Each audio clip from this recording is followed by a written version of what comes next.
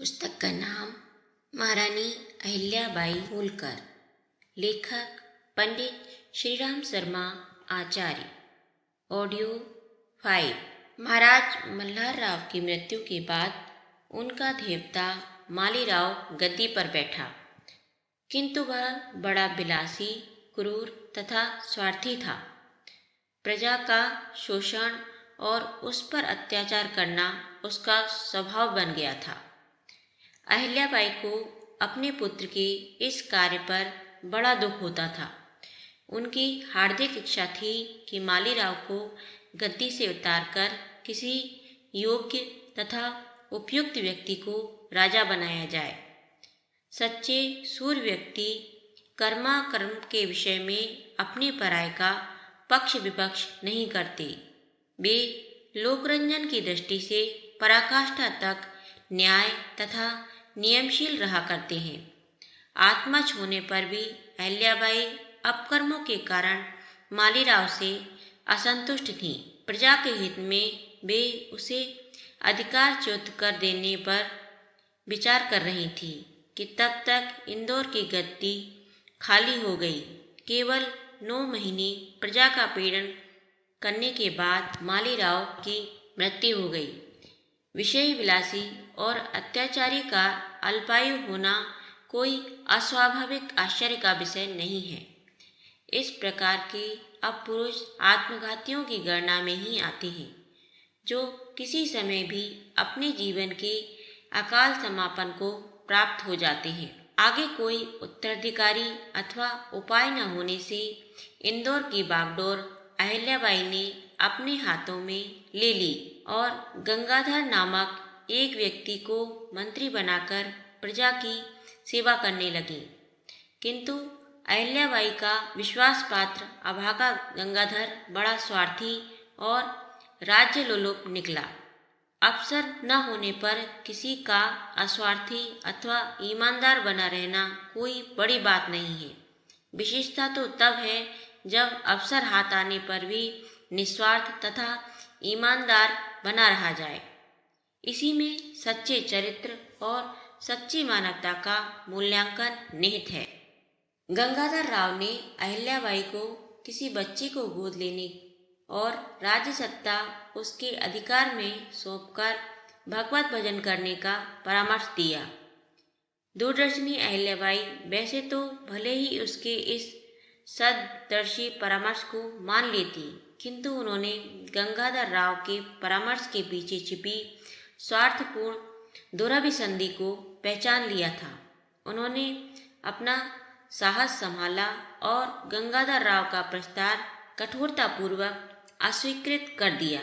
साथ ही यह भी कह दिया कि राज्य के कार्यों में जो भी व्यक्ति अपने सुयोग्य गुणों का परिचय देगा, मैं उसी को शासन सौंप दूंगी। किसी बच्चे को गोद लेने की आवश्यकता नहीं है। इस पर वह विश्वासघाती गंगाधर राव अपने चाचा रघुनाथ राव पेशवा को इंदौर पर चढ़ा लाया। गंगाधर राव के इस विश्वासघात से अहिल्याबाई का तेज जाग उठा। उन्होंने सेनापतियों, नगरों के मुखियों तथा प्रतिनिधियों की एक सभा बुलाई और सर्वसम्मति से इंदौर की शासिका बनकर तुकोजी राव के सेनापतित्व में पेशवा रघुनाथ राव के विरुद्ध युद्ध की घोषणा कर दी। पेशवा रघुनाथ राव अहिल्याबाई का यह साहस और दृढ़ता देखकर डर गया और बिना लड़े ही वापस चला गया। इन आकस्मिक अस्त व्यस्तताओं के कारण राज्य में चोर डाकुओं का बाहुल्य हो गया। उन्होंने उनका दमन करने के लिए घोषणा कर दी कि जो व्यक्ति इन अपराधियों का दमन करेगा, उसके साथ वे अपनी बेटी मुक्ताबाई का विवाह कर देंगी। अहिल्याबाई की इस घोषणा में उनकी बहुत बड़ी दूरदर्शिता एवं बुद्धिमत्ता छिपी हुई थी। उन्होंने सोच लिया था कि एक तो इस प्रकार चोर डाकुओं का दमन हो जाएगा, दूसरे वर की योग्यता और वीरता की परीक्षा हो जाएगी और तीसरे बेटी के विवाह के लिए राजनीतिक लोलुपताओं की संभावना समाप्त हो जाएगी। यह भी एक प्रकार से पणपूर्ण स्वयंवर का ही स्वरूप था। निदान एक साहसी नवयुवक यशवंतराव ने डाकुओं के दमन का बीड़ा उठाया और प्राणों की बाजी लगाकर उस महान कर्तव्य को पूरा कर दिखाया। अपनी घोषणा के अनुसार अहिल्याबाई ने यशवंतराव के साथ मुक्ताबाई का विवाह कर दिया। राज्य में शांति एवं व्यवस्था की स्थापना कर लेने पर अहिल्याबाई ने राज्य के सेठों, साहूकारों, व्यापारियों, शिल्पियों, कलाकारों, मजदूरों तथा अन्य आर्थिक क्षेत्र के व्यक्तियों को प्रोत्साहन दिया और व्यापार तथा शिल्पों में वृद्धि कराकर राज्य की उन्नति की। उन्होंने दूर से ईमानदार व्यापारियों को बुलाकर राज्य का व्यापार विकसित करने के लिए साधन और सुविधाएं दी। राज्य की आर्थिक दशा सुधर जाने पर अहिल्याबाई ने प्रजा के बहुत से कर हटाकर उन्हें आर्थिक उन्नति करने का अवसर दिया। विद्वानों, कवियों और लेखकों ने अहिल्याबाई से सहयोग पाकर अपनी अपनी 100% रचनाओं द्वारा साहित्यिक भंडार की श्रीवृद्धि की। इस प्रकार पुण्यवती अहिल्या की व्यवस्था में सब ओर सुख, शांति तथा उन्नति, विकास की प्रवृत्तियां दृष्टिगोचर होने लगी। तथापि अभी उनकी अग्नि परीक्षा समाप्त नहीं हुई थी। कुछ ही समय बाद थोड़े थोड़े अंतर से उनकी सास, पुत्री तथा जामाता की मृत्यु हो गई और वे संसार में सर्वदा अकेली रह गईं। किंतु फिर भी अहिल्याबाई ने धैर्य न छोड़ा और अपने कर्तव्य पालन में तत्पर बनी रही। वे मुसीबत पर मुसीबत आने और दुख पर दुख देखकर भी न तो एक क्षण को आंसू बहाने बैठी, न निष्क्रिय होकर अपने कर्तव्यों से विमुख हुई। जिसने आत्मा को अपना मित्र बना लिया होता है, अपने को कर्तव्य की वेदी पर समर्पित कर दिया होता है, परोपकार तथा परमार्थ को अपना ध्येय बना लिया होता है, वह अकेला रहने पर भी एकाकी नहीं रहता।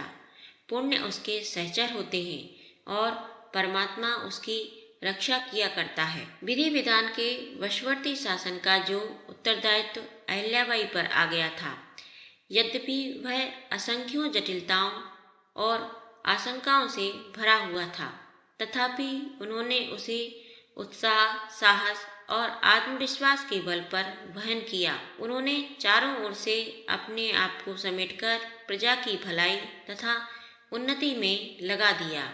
जो शासक मन, वचन, कर्म से जनता जनार्दन की सेवा में तत्पर रहता है, उसकी बहुत सी राजनीतिक उलझनें आप से आप दूर होती रहती हैं।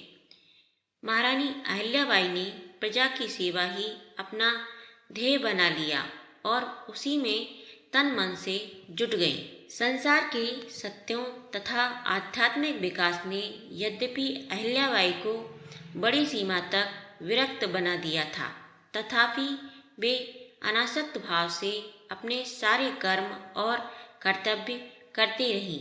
उन्होंने सोचा कि यदि मैं राज्यभार से विरत होकर केवल आत्म साधना में लग जाती हूँ, तो न जाने शासन सूत्र कैसे हाथों में चला जाए और उस दशा में प्रजा का उत्पीड़न हो सकता है। प्रजा के उत्पीड़न की संभावना से तटस्थ होकर यदि मैं आत्मचिंतन में निरत हो जाती हूँ, तो कर्तव्यहीनता का दोष मेरी आत्मा का विकास अवरुद्ध कर देगा और मैं उसी प्रकार परमार्थ लाभ की अनाधिकारिणी बन जाऊंगी, जिस प्रकार अपने पारिवारिक तथा सामाजिक कर्तव्यों को हठात त्याग कर संन्यास लेने वाला व्यक्ति अथवा तपस्या के लिए वनों, पहाड़ों में चले जाने वाली पलायनवादी अपने वर्तमान उत्तरदायित्वों को त्याग कर आत्म साधना करने वालों को मुक्ति कदाचित ही मिल सकती है।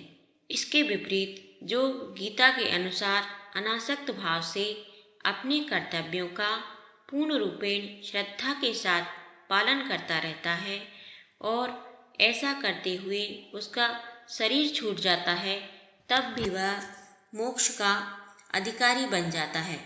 फिर चाहे उससे एकांत में बैठकर आत्मचिंतन किया हो या नहीं। इस प्रकार विवेक पूर्वक विचार करके महारानी अहिल्याबाई ने अपने लिए प्रवृत्ति मार्ग ही चुना। उन्होंने जनता के माध्यम से लोक सेवा को अपना जीवन लक्ष्य बना लिया और उसी को परमार्थ साधन मानकर उसी में लग गईं। लोक सेवा वह चाहे व्यक्तिगत रूप से की जाए अथवा किसी संस्था के माध्यम से, यदि उसका लक्ष्य आध्यात्मिक है, उसमें निहित भावना साधनावती है, तो निश्चय ही यह पावन सांसारिक ही संसार संतरण का हेतु बन जाती है।